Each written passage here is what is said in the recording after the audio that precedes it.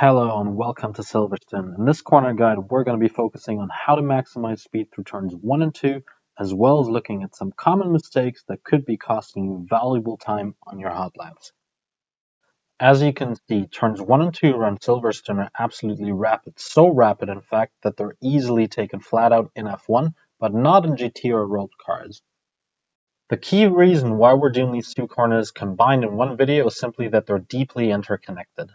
What we mean by that is if you mess up turn 1, you're probably going to mess up turn 2 and even turn 3 further down the line as a result. Smooth steering and especially smooth direction changes are absolutely critical through this section. So let's hop into Assetto Corsa and see what that looks like on track. So we're in Assetto Corsa in a GT3 car as always, and we're coming down the newly named Hamilton Straight. Want to approach turn 1 from the very left, even the curb, clip the apex, and as soon as the front grips get back on the power, don't run all the way to the left on the exit, so you actually get a smooth ride through turn 2 and into turn 3.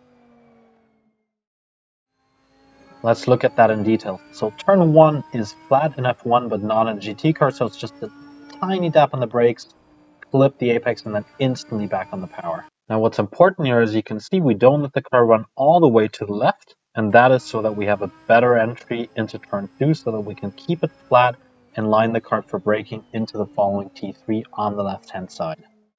Let's start looking at some common mistakes that we see people make as they go through Silverstone's turns 1 and 2. The first mistake that we often see into Abbey, just chugging the car in too quickly, turning in too quickly, and as a result of that, you start oversteering. You can see it, you mess up this entire section and your lap time as a result of that.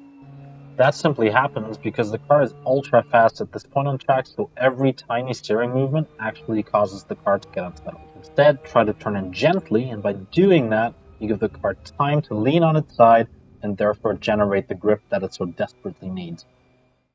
Second common mistake is just overdoing turn 1 slightly. So we can see it here, we let the car run all the way to the left, which is fine at first glance, but really what it causes us to do is run too wide out of turn 2. Because of that, we really struggle under braking into turn 3 because we have to turn so much whilst braking.